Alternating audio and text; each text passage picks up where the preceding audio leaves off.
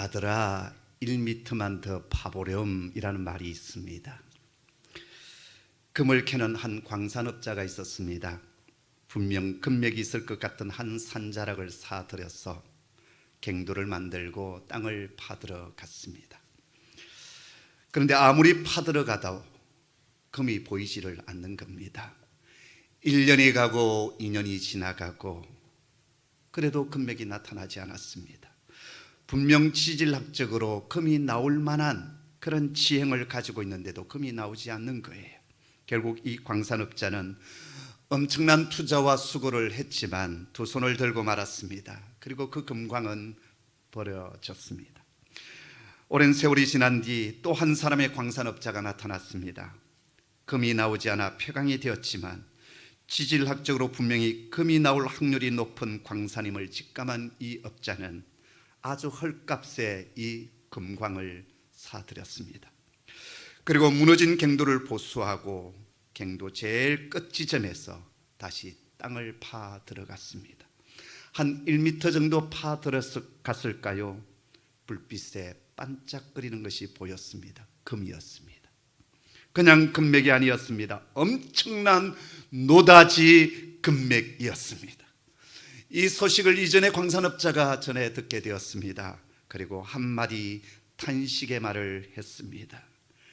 1m만 더 파 들어갈 것을. 성도 여러분, 어느 순간 내려놓고 싶을 때가 있고 포기하고 싶을 때가 있지 않습니까? 너무 힘들었어. 그렇게 애쓰고 수고하고 땀 흘렸는데, 도전하고 또 도전하여 여기까지 왔는데 아무런 열매가 보이지 않았어. 밤새도록 그물을 던졌지만 한 마리의 고기도 잡지 못했던 시몬 베드로처럼 실패의 경험이 너무 커서 주저앉고 싶고 포기하고 싶은 일들이 저에게도 있고 또 여러분들에게도 있지 않습니까? 그런데 오늘 주님께서 말씀을 통해 우리에게 주신 당신의 음성은 포기하지 말라라는 겁니다. 뒤로 물러서지 말고 담대히 앞을 향하여 전진하여 나아가라라고 우리를 격려하시면서 말씀하여 주십니다. 지난주 본문에서 짐짓죄를 범하는 자에게는 다시 속죄의 제사를 드리지도 못한 채 긍휼함을 입지도 못하고 영원히 꺼지지 않는 불심판에 직면하게 될 것이라는 경고의 말씀을 하셨습니다. 그런데 바로 뒤에 오늘 본문에서는 위로와 격려의 말씀을 우리에게 주고 있습니다. 32절의 말씀인데요, 같이 읽겠습니다. 함께 읽죠. 전날에 너희가 빛을 받은 후에 고난의 큰 싸움을 견뎌낸 것을 생각하라. 아멘. 오늘 우리 번역본에는 전혀 표현되지 않았지만 32절이 시작되어지는 첫 단어는 되라고 하는 접속사가 있습니다. 이 되가 무슨 뜻이냐면 그러나, 그런 뜻이에요. 근데 오늘 본문에서는 이 그러나가 빠져 있습니다. 십자가의 복음을 받고 구원의 은혜를 누렸던 자가 다시 배교하여 주님을 떠나가 버린다면 무서운 하나님의 심판의 손에 빠지게 될 것이다. 그러나 너희는 복음의 빛을 받은 후에 고난의 큰 싸움을 견디며 여기까지 오지 않았느냐? 그것을 너희가 기억하여라 라고 말씀하십니다. 그리고 이 고난 속에서도 믿음을 지켜온 것에 대해서 우리 주님께서도 알고 계시고 또 너희는 그것을 계속 생각하고 기억하고 있어야 된다라고 말씀하여 주십니다. 여기 고난의 큰 싸움이라고 했는데요, 헬라 원문을 보면 폴렌 아틀레신이라는 단어를 쓰고 있습니다. 폴렌이라는 말은 아주 힘든, 너무나도 어렵고 힘든 그런 뜻을 가지고 있고, 아틀레신이라는 이 말은 싸움으로 이렇게 번역되어져 있는데, 고대 로마 시대 때 달리기 경주를 할 때 또 레슬링 경기를 할 때 썼던 용어가 바로 이 아틀레신이라는 말입니다. 근데 이 싸움, 이 아틀레신, 달리기를 할 때 또 레슬링을 할 때 승리를 위하여 필수적으로 요구되어지는 한 요소가 있는데 그게 뭐냐? 바로 포기하지 않고 끝까지 달려가는, 끝까지 싸우는 인내라는 것입니다. 이 인내라고 하는 주제는 앞으로 12장, 이 히브리서 12장에서 본격적으로 다루게 될 터인데요. 우리 12장 1절의 말씀을 먼저 한번 읽어볼까요? 함께 읽습니다. 시작. 이러므로 우리에게 구름같이 둘러싼 허다한 정인들이 있으니 모든 무거운 것과 얽매이기 쉬운 죄를 벗어버리고 인내로서 우리 앞에 당한 경주를 하매. 아멘. 인내로서 우리 앞에 당한 경주를 해나가자, 그렇게 말씀하지 않습니까? 여러분 다른 박질나는 선수에게 꼭 필요한 것은 끝까지 포기하지 아니하고 달려가는 것입니다. 숨이 턱까지 올라오고 정신이 아득해지고 온몸의 근육들은 정말 마비되어 도저히 발을 옮길 수 없을 것 같던 그 순간에도 승리를 위하여 끝까지 달려가는 자, 그런 자가 완주하게 되고 그런 자가 상을 받게 된다라는 것입니다. 우리는 앞으로 11장에서 믿음이 무엇인지, 그 믿음의 선진들이 걸어갔던 그 걸음을 통하여 믿음에 대해서 구체적으로 배우게 될 것이고요.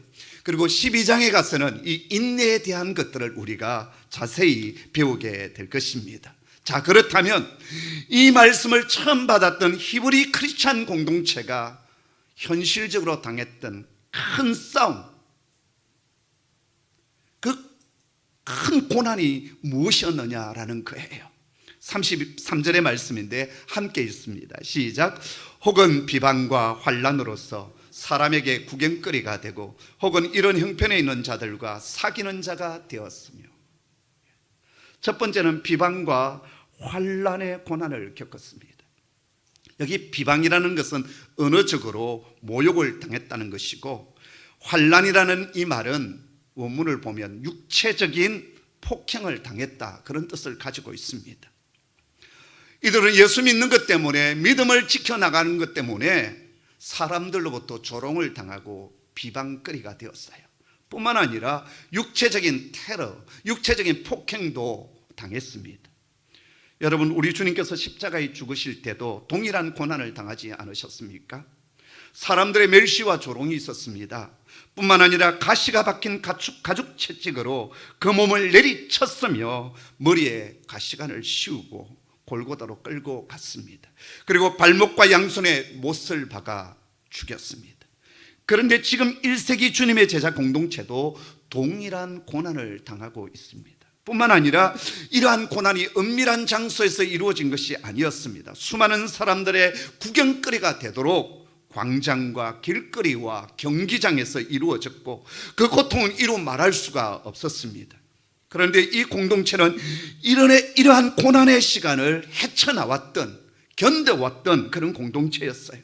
그리고 자신들이 그처럼 극심한 고통 가운데 있었음에도 불구하고 다른 이들이 동일한 고난을 당할 때 그들을 외면하거나 버린 것이 아니라 그들의 고난을 깊이 공감하고 그들과 함께하는 코이노노이가 되었습니다. 코이노노이가 뭐냐 하면 코이노니아가 교제, 친교라는 말이거든요. 근데 코이노노이는 동료들, 친구가 되었다라는 거예요. 사도 바울은 로마서에서 우는 자들과 함께 울라라고 했는데, 이들은 자신들도 고난을 겪었을 뿐만 아니라 동일한 고난 속에 있는 성도들의 친구가 되어지고 영적인 가족이 되어 주었습니다. 그리고 주님은 이들의 애씀과 수고와 그들의 헌신을 알고 계시다라고 오늘 본문 전체를 통해서 말씀하고 있습니다. 이번 다니엘 기도회에서 참 감사하고 은혜가 넘치는 것은 시간 찬양하고 또 말씀을 받고 간증을 들으면서 큰 은혜를 받고 또 눈물을 흘리곤 했습니다. 그런데 더 큰 은혜가 되는 것은 고난 중에 있는 그 지체들, 우리가 알지 못하지만 고난 중에 있는 전 세계에 있는 수많은 그 지체들의 아픔을 이 다니엘 기도회를 통해서 알게 되고, 그들을 위하여 중보기도하며 또 작은 것이지만 사랑의 헌금을 함께 드릴 수 있었다라는 거예요.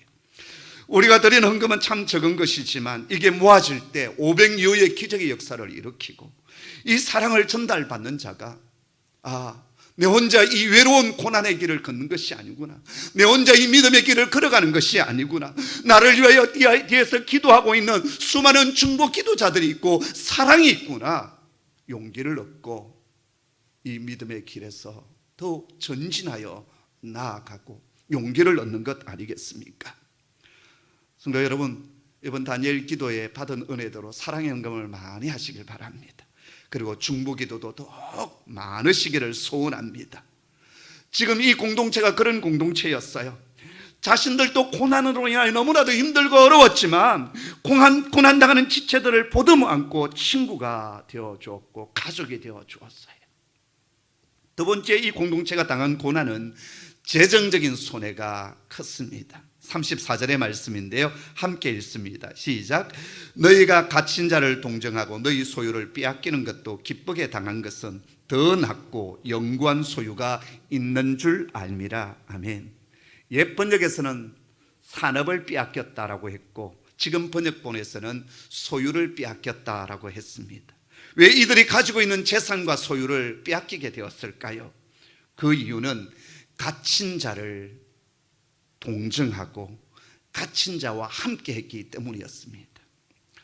지금 우리 시대는 감옥에 갇히면 국가에서 입을 옷과 먹을 것을 다 되어줍니다. 공짜로 줘요.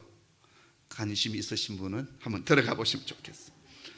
물론 영치금을 넣어주어서 사식을 사 먹기도 하고, 또 겨울이 되면 개인적인 돈으로 따뜻한 내일을 또 안에 껴있기도 하고 그렇지요. 그럼에도 불구하고 굶어 죽지 아니하도록 국가가 다 해줘요. 근데 그 당시 로마 시대에는 감옥에 갇힌 자에게 먹을 것을 국가가 주지 아니했습니다. 가족이나 누군가가 옥바라지를 해야 했어요. 그러다 보니까는 자기 재산이 없는 수감자들이나 가족이 없는 수감자들은 친구들이나 누군가가 도와주지 않으면 감옥에서 죽는 거예요. 그리고 추운 겨울이 되어지면 추워서 죽어가는 겁니다. 지금 이 공동체 성도들은 복음 때문에 옥에 갇힌 성도들을 적극적으로 도왔습니다. 옥으로 찾아가 먹을 것을 넣어주고 겨울이 되면 따뜻한 외투를 넣어주었습니다. 그런데 이것은 숨어서 할 수 없는 일 아니겠습니까?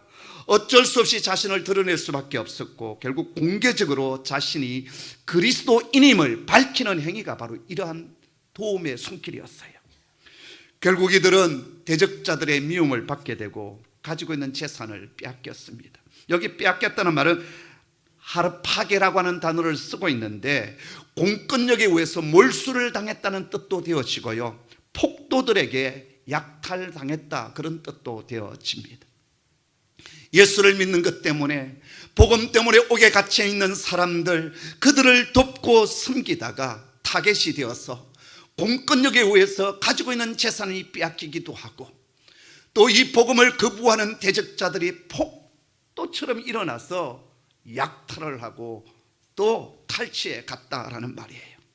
그럼에도 불구하고 이 공동체 성도들은 그런 경제적인 손해를 감수하면서도 이 모든 것을 기쁨으로 감당했다라고 오늘 본문은 말씀하고 있습니다. 예수님은 마태복음 5장 11절 12절에서 산상수훈의 말씀을 통해서 우리에게 이렇게 말씀하지 않습니까? 우리 한번 같이 읽겠습니다. 시작. 나로 말미암아 너희를 욕하고 박해하고 거짓으로 너희를 거슬러 모든 악한 말을 할 때는 너희에게 복이 있나니 기뻐하고 즐거워하라. 하늘에서 너희의 상이 큼이라. 너희 전에 있던 선지자들도 이같이 박해하였느니라. 아멘. 지금 이 공동체는 주님의 이러한 명령에 기쁨으로 순종했던 그런 공동체였어요. 마지못해서 순종했던 것이 아니라 기쁨으로 순종했던 공동체였어요. 여러분, 어떻게 자신들도 고난 중에 있으면서도 고난 중에 있는 성도들이 이렇게 기쁨으로 돕고 그것 때문에 자신에게 손해가 오는 것을 또 기쁨으로 감수할 수 있었을까요? 바로 그것은 더 낫고 영구한 소유가 그들에게 주어질 것을 알았고 믿었기 때문이었습니다. 여러분, 이 세상 것이 참 좋게 보이지 않습니까? 목사님, 저도 이 세상 것이 참 좋게 보여요. 그러나 여러분, 영원한 하나님의 나라에서 주는 그것은 이 세상 것과는 비교할 수 없는 거예요. 여기 보면 더 낫고라고 했습니다. 훨씬 더 낫습니다. 뿐만 아닙니다. 이 세상 것은 잠시 있다가 사라지지 않습니까? 지금 내가 쥐고 있는 재물도 내가 죽으면 내 것이 아니에요. 또 누군가 것이 되겠지요. 그런데 하나님 나라의 것은, 하나님께서 우리에게 주신 것은 영구하다, 영원하다 말씀하여 주십니다. 여러분, 영원한 하나님의 나라, 영원한 하나님 나라에서 주신 그 엄청난 하나님의 상급을 여러분 사모하고 믿음의 생활을 해나가는 종들 되기를 원합니다. 자, 그러면서 오늘 히브리서 저자는 우리에게 세 가지를 당부합니다. 35절의 말씀인데요, 같이 읽습니다. 시작.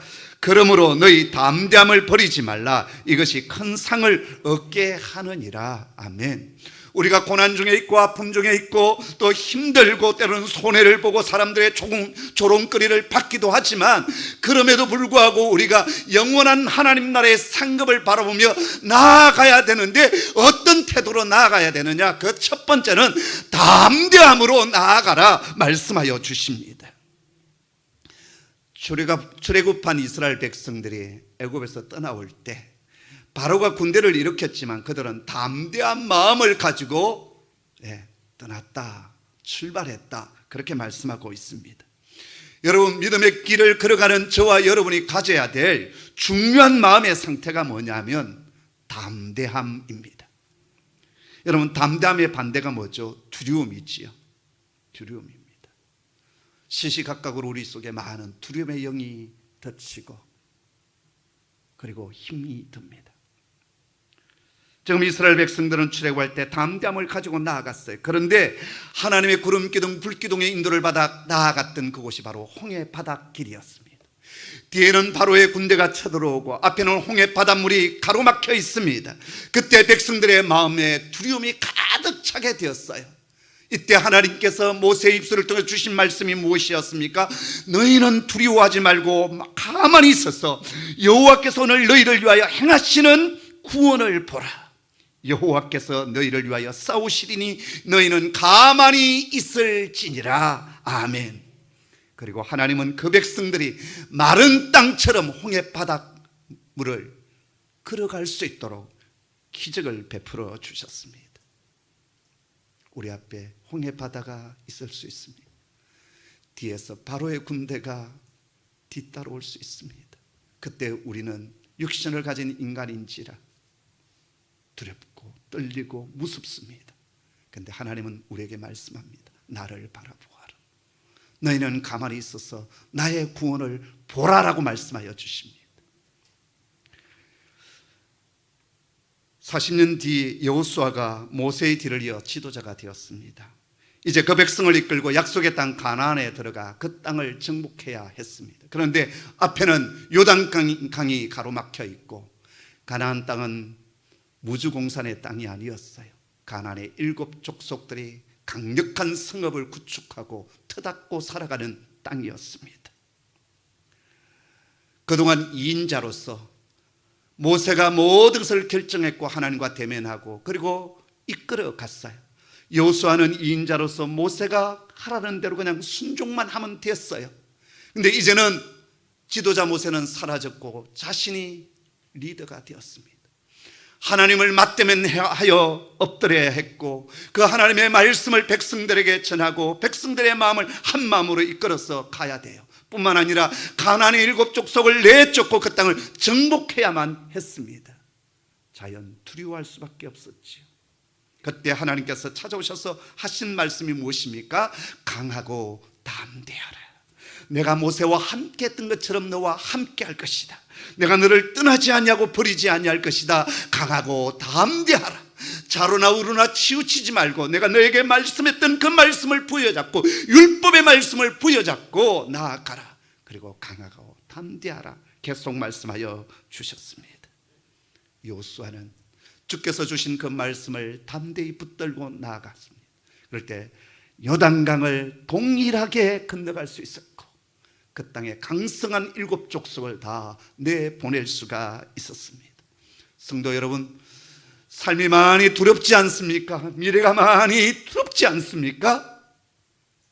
하나님을 의지하고 하나님을 바라보십시오. 하나님의 말씀을 붙드시기를 바랍니다.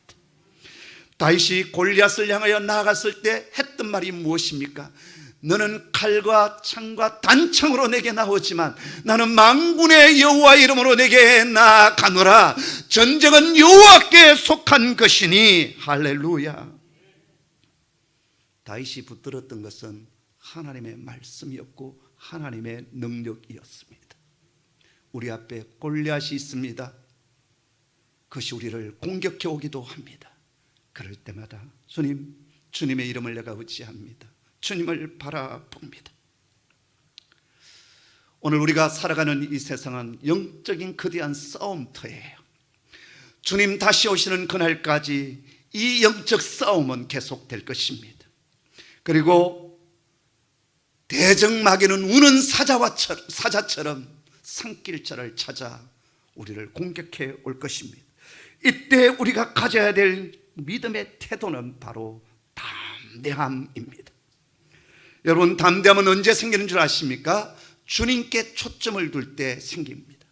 다른 것에 초점을 두고 사람을 의지하거나 환경을 바라보고 주변을 바라보면 우리는 두려워할 수밖에 없어요. 그러나 눈을 들어 하나님을 바라보게 되어질 때 그때 평안이 오고 담대함이 오는 겁니다. 성도 여러분, 담대한 믿음을 가지시기를 소원합니다. 두 번째, 인내하십시오. 36절의 말씀인데요, 함께 읽습니다. 시작. 너희에게 인내가 필요하면 너희가 하나님의 뜻을 행한 후에 약속하신 것을 받기 위함이라. 아멘. 하나님께서 우리에게 주신 수많은 약속들, 엄청난 약속들이 있습니다. 근데 그 약속이 성취될 때까지 우리가 가져야 될 두 번째 믿음의 태도는 인내입니다. 지난주 비전센터에서 잠시 노동을 하면서 묵상한 게 하나 있습니다. 시편 말씀에 울며 씨를 뿌리러 나가는 자는 기쁨으로 그 단을 가지고 올 것이다 라는 말씀이 있지 않습니까? 근데 그 말씀이 문자 그대로 제가 이해가 되지 아니했습니다. 뭐 씨를 뿌리는 것이 뭐 그렇게 힘들다고 울면서 씨를 뿌리는가? 여러분, 그렇지 않습니까? 씨 뿌리는 거 그렇게 울면서 뿌릴 정도로 힘들지를 않습니다. 근데 왜 성경은 울면서 씨를 뿌린다라고 했을까? 묵상하는 가운데 어느 순간 그 말씀이 제가 이해되기 시작했어요. 여러분, 씨를 뿌리는 것은 한순간이지만 추수를 하고 곡식을 거둘 때까지 얼마나 힘든 시간이 있느냐라는 거예요. 씨를 뿌려놓으면 새들이 와서 먹어버리기도 합니다. 싹이 올라오면 짐승들이 와서 뜯어먹어버리기도 하고, 어떤 때는 비가 넘어오지 않아 메말라서 모든 싹들이 완전히 메말라 버리기도 합니다. 어떤 해는 추수를 앞둔 들판에 메뚜기 떼들이 와서 싹쓸이 해가는 때도 있습니다. 어떤 해는 너무나도 농사가 잘 뛰어서 풍년일세 노래를 부르는데 도적떼들이 와서 그것을 다 쓸어가 버릴 때도 있습니다. 그래서 사람들은 절망하고 포기하고 떠나가 버리는데, 그래도 다시 한번 눈물을 뿌리면서 씨를 뿌리는 자가 결국 그 기쁨의 단을 가지고 돌아온다는 내용이었습니다. 성도 여러분, 포기하고 싶은 일이 많이 있지 않습니까? 저도 그렇습니다.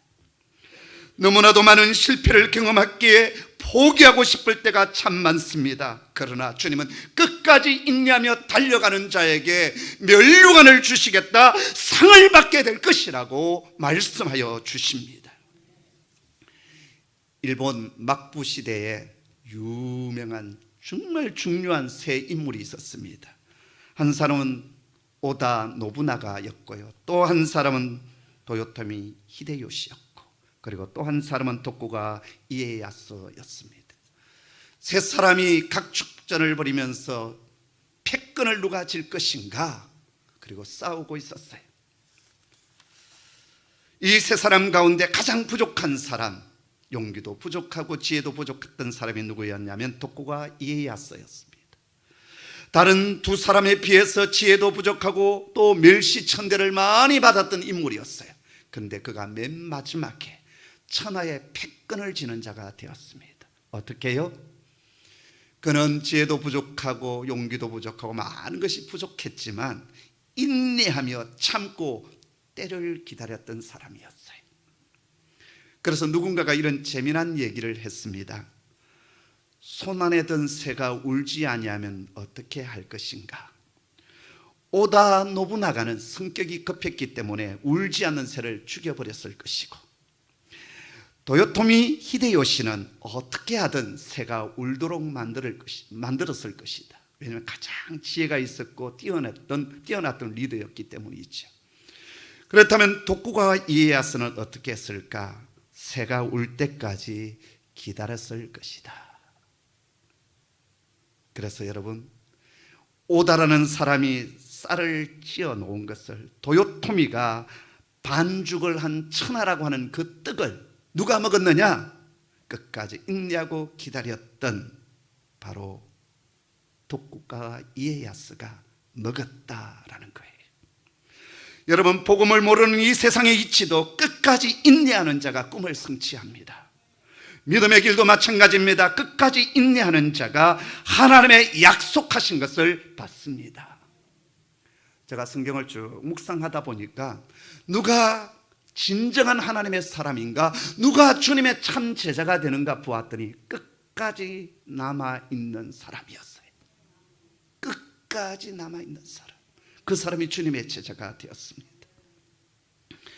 아브라함이 하나님의 약속을 받았을 때가 나이가 75세였어요. 그런데 그 약속이 성취되었고 후사 아들 이삭을 받았던 때가 나이 100세였습니다. 75세의 약속을 받았고 100세가 될 때 그 약속이 성취되었어요. 25년의 간격이 있었는데 이 25년의 간격을 메꾼 것이 뭐였느냐? 믿음의 인내였다라는 것입니다. 성도 여러분, 힘들고 어렵지 않습니까? 부부관계도, 일터에서 일하는 것도, 자녀를 양육하는 일들도, 또 믿음의 길도 많이 힘들고 어렵습니다. 그러나 끝까지 인내하는 자가 멸류관을 받습니다. 상급을 받습니다. 인내하는 저와 여러분 되기를 소원합니다. 세 번째로, 뒤로 물러가지 마시고 앞을 향하여 전진하여 가십시오. 38절 39절의 말씀인데요, 함께 읽습니다. 시작. 나의 의인은 믿음으로 말미암아 살리라. 또한 뒤로 물러가면 내 마음이 그를 기뻐하지 아니하리라 하셨느니라. 우리는 뒤로 물러가 멸망할 자가 아니요 오직 영혼을 구원함에 이르는 믿음을 가진 자니라. 아멘. 뒤로 물러가는 자를 하나님께서 기뻐하지 아니하신대. 하나님께서 기뻐하시는 사람은 어떤 사람이냐? 앞을 향하여 전진하고 달려가는 사람입니다. 독수리 날개치며 올라가는 사람을 하나님 기뻐하여 주십니다. 자, 그런데요, 오늘 여기 말씀에 보면 히브리서 저자가 하박국 선지자의 그 유명한 말씀을 지금 인용하고 있지 않습니까? 나의 의인은 믿음으로 말미암아 살리라. 이 말씀을 사도 바울이 로마서 1장에서 인용을 했고, 그리고 지금 히브리서 저자가 다시 인용을 하고 있습니다. 그리고 루터가 이 말씀 부여잡고 종교 개혁을 일으켰습니다. 그런데 지금 히브리서 저자가 하박국 선지자의 이 말씀을 인용하면서 구약 히브리 성경, 그것을 우리는 마소라 텍스트라고 하는데요, 이 구약 히브리 성경을 인용을 하지 않습니다. 어느 성경을 인용하냐면 70인역이라고 하는 셉투아진타라고 하는 그 성경책에서 이 말씀을 인용을 해요. 제가 히브리서 강의 첫 번째 시간에 이 히브리서의 저자는 누군지는 모르지만 저 알렉산드리아 출신일 것이다 라고 얘기를 했어요. 그 말은 무슨 뜻이냐면 알렉산드리아에서 구약 히브리 성경을 헬라어로 최초로 번역한 책이 나왔는데 그 책이 70인역이라는 책이에요. 왜냐하면 이 히브리서에 인용되어진 구약 성경은 다 이 셉투아진트 70인역에서 다 인용을 해왔어요. 지금 히브리서 저자가 구약 하박국서를 인용하는데 히브리로 되어져 있는 원래 그 구약 성경에서 인용한 것이 아니라 헬라어로 번역되어져 있었던 이 70인 성경에서 인용을 하고 있어요.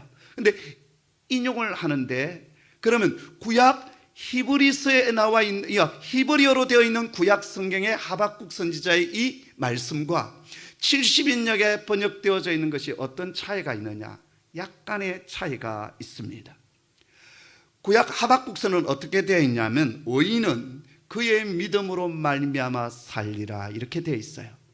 의인은 그의 믿음, 그의 믿음은 누구의 믿음이냐 말하면 이스라엘 백성들의 믿음이에요. 하박국 선지자가 사역할 그 당시 유대의 나라는 풍전등화처럼 흔들리고 있었어요. 지도자들은 뇌물을 처먹고 백성들을 돌아보지 아니고 안중에 없고 자기들의 배만 채우고 있던 시절이었어요. 영적 지도자들도 그랬습니다. 그리고 저 북쪽 바벨론 제국이 일어나서 지금 유대 나라를 지금 호시탐탐 내려보고 있는 그런 어려운 시대였어요. 그때 하박국 선지자가 기도하는데 너무나도 민족의 미래가 암울한 거예요. 이제 모든 것이 다 망하게 되었고 이제 하나님의 심판의 손길이 그 땅 가운데 임하는 것을 봅니다. 그러면서 하나님은 어떻게 합니까? 우리가 어떻게 살 수 있습니까? 어떻게 구원받을 수 있습니까? 그랬을 때 하나님께서 하신 말씀이 뭐냐면 의인은 그의 믿음으로 말미암아 살리라. 온 세상 사람들이 그렇게 살아간다 할지라도 온전히 믿음을 가지고 살아가는 자는 살게 될 것이고 구원을 얻게 될 것이다, 그런 뜻이었어요. 그런데 70인역으로 번역되어지면서 어떻게 번역을 했냐면 의인은 나의 믿음으로 말미암아 살리라, 이렇게 했어요. 하박국 2장 4절의 말씀을, 나의 믿음으로 말미암아 살리라 이렇게 되어지면 이 나에는 누구를 말하느냐 하면 우리를 말하는 것이 아니라 하나님 당신 자신을 말씀하는 거예요. 그러면 이렇게 번역이 됩니다. 의인은 하나님의 믿음으로 말미암아 살리라. 어감이 이상하지 않습니까? 제가 로마서 강의를 하면서 이 믿음은 헬라어로 어떻게 표현된다? 피스티스라고 했어요. 피스티스가 우리 사람에게 적용되어질 때는 믿음으로 번역되지만 하나님에게 적용될 때는 뭐로 번역된다? 신실함으로 번역된다라고 했습니다. 그래서 의인은 나의 믿음으로 말미암아 살게 된다고 하는 것은 결국 하나님의 신실함으로 인하여서 너희는 정말 죽을 쓰고 죄악 가운데 살아간다 할지라도 나의 신실함으로 인하여 너희는 살게 될 것이다, 그런 뜻이에요. 자, 그런데 오늘 이 히브리서 저자가 70인역을 그대로 인용을 해오면서 또 한 번 약간 바꾸어요. 오늘 말씀에는 뭐라고 얘기합니까? 나의 의인은 믿음으로 말미암아 살리라, 이렇게 되어 있어요. 원래 의인은 나의 믿음으로 말미암아 살리라 되어 있던 것을 나의 의인은 믿음으로 말미암아 살리라 이렇게 되어 있습니다. 그렇게 되면 어떻게 될까요? 하나님의 의인은 무엇으로 말미암아 살게 된다? 바로 믿음으로 말미암아 살게 된다는 거예요. 우리의 믿음으로 말미암아 살게 될 것이다 라는 거예요. 바로 이 말씀 속에 이 피스티스에 담겨져 있는 복음이 두 가지가 동시에 담겨져 있습니다. 우리의 구원을 위해서는 하나님께서 우리에게 하나님께서 하신 일이 있고 우리가 해야 될 일이 있다라는 거예요. 하나님께서 하신 일이 무엇입니까? 하나님의 신실하심이에요. 죄악 가운데 있는 우리에게 찾아와 주시고 당신의 아들을 십자가에 내어주셔서 우리를 사주시고 구원해 주시는 그 놀라운 그 하나님의 신실한 사랑을 우리가 발견하게 될 때, 깨닫게 되어질 때 그 하나님의 신실함을 우리가 믿음으로 받아들이는 그곳에 인카운트의 역사, 구원의 역사가 일어나게 된다라는 거예요. 할렐루야. 오늘 여기 히브리서 저자는 이 두 가지를 동시에 지금 말씀하고 있는 거예요. 여러분 37절 말씀에 보면 잠시 잠깐 후면 오실리가 오시리니 지체하지 아니하시리라 말씀하지 않습니까? 이 말씀은 하나님의 피스티스, 하나님의 신실하심을 드러내는 구절입니다. 하나님께서 약속하신 대로 꼭 오신다는 거예요. 자, 그렇다면 이제 우리는 어떻게 해야 되느냐? 바로 우리의 믿음을 그분에게 표현하고 보여줘야 된다라는 거예요. 그 믿음의 반응이 뭐냐 하면 뒤로 물러서는 자가 아니라 주저앉아 있는 자가 아니라 이제 앞을 향하여 전진하여 나아가는 자, 우리의 믿음을 그렇게 보여주는 자가 결국은 구원을 얻게 된다라는 거예요. 여러분 성경을 보십시오. 성경 속에 나타난 믿음의 사람의 특징들은 물러서는 자가 아니라 앞을 향하여 나아가는 자였어요. 이스라엘 백성들 가운데 40년 그 광야길에서 돌아가자 애굽으로 돌아가자 죽겠다고 떠나가라고 했던 자들은 광야에서 다 죽었어요. 그러나 약속의 땅 가나안을 향하여 나아갔던, 믿음으로 나아갔던 여호수아와 갈렙과 그리고 광야에서 태어났던 새로운 자녀 세대들, 이들은 애굽을 모르잖아요. 옛 세상을 모르잖아요. 그러니까 돌아가지도 못하는 거예요. 그들이 바라보았던 것은 약속의 땅 가나안이었어요. 그 미래를 향하여, 그 앞을 향하여 전진해 갔던 여호수아와 갈렙과 이스라엘 새로운 백성들은 그 땅에 들어가는 축복을 누리게 되었습니다. 이제 마지막 39절의 말씀을 같이 보겠습니다. 시작. 우리는 뒤로 물러가 멸망할 자가 아니요 오직 영혼을 구원함에 이르는 믿음을 가진 자니라. 아멘. 여러분, 우리는 멸망할 자가 아니에요. 오직 우리는 영혼을 구원함에 이르게 되는 믿음을 가지고 있는 자입니다. 할렐루야. 자, 그런데요, 여기 구원이라는 이 단어가 일반적으로 사용되는 소테리아라고 하는 단어를 쓰지 않습니다. 페리포이에시스라고 하는 단어를 쓰고 있는데, 이 말의 뜻은 획득하다, 구매하다, 얻게 되다, 그런 뜻을 가지고 있습니다. 페리포이에시스라는 단어가 신약 성경에서 딱 4번 나오는데요, 오늘 이 히브리서 본문을 제외하고 모든 새 본문에서는 뭐로 나오느냐? 구원으로 사용되지 아니하고 얻다, 획득하다, 소유가 되다, 그런 뜻으로 번역이 되어져 있습니다. 그리고 오직 여기 히브리서 오늘 본문에서만 구원으로 사용되고 있습니다. 그래서 이 말씀을 원어 그대로 직역하면 우리의 영혼을 얻고 획득하게 된다, 그런 뜻을 가지게 되는 거예요. 여러분, 맞습니다. 구원은 전적인 하나님의 은혜로 우리에게 주어집니다. 그러나 한편으로 천국은 누구에게 주어진다? 침노하는 자에게 주어집니다. 하나님의 약속의 말씀이 주어졌을 때 믿음으로 반응하고 믿음으로 도전하고 믿음으로 전진하는 자에게 영혼을 얻게 되어지는 페리포이에시스의 축복을 누리게 된다라는 것입니다. 성도 여러분, 삶이 많이 힘들고 어렵다 할지라도 끝까지 주님을 신뢰하십시오. 믿음으로 인내하고 믿음으로 전진하고, 그래서 하나님께서 주신 그 구원을 우리가 얻게 되는 축복을 누리기를 소원합니다. 이제 마지막 사도 바울의 고백을 우리의 고백으로 드리며 오늘 말씀을 마치겠습니다. 우리 한번 같이 빌립보서 3장 13절 14절의 말씀을 함께 고백하겠습니다. 시작. 형제들아, 나는 아직 내가 잡은 줄로 여기지 아니하고 오직 한 일, 즉 뒤에 있는 것은 잊어버리고 앞에 있는 것을 잡으려고 표대를 향하여 그리스도 예수 안에서 하나님이 위에서 부르신 부름의 상을 위하여 달려가노라. 아멘.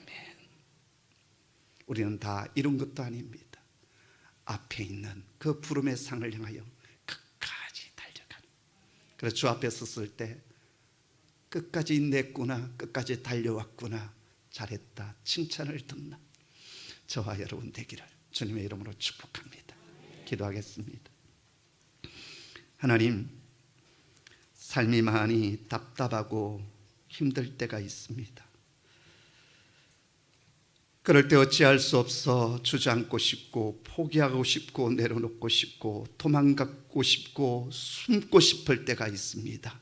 그러나 오늘 말씀을 통하여 우리가 지나왔던 그 믿음의 길, 사랑에 쓰고 애씀을 주께서 알고 계시고 기억하고 계시고 또 격려해 주시니 참으로 감사합니다. 주님, 주님의 말씀이 주어졌사오니 저희가 담대함을 가지고 인내하며 뒤로 물러가는 자가 아니라 앞을 향하여 전진해 가는 주님의 참 제자 되기를 소원합니다. 부름의 상을 바라보며 그 큰 상급 면류관을 바라보며 영원한 하나님 나라의 영구한 소유를 바라보며 끝까지 다른 박질 치는 저희들 될 수 있도록 힘 주시옵소서. 믿음 다하여 주시옵소서. 예수님의 이름으로 기도드립니다. 아멘.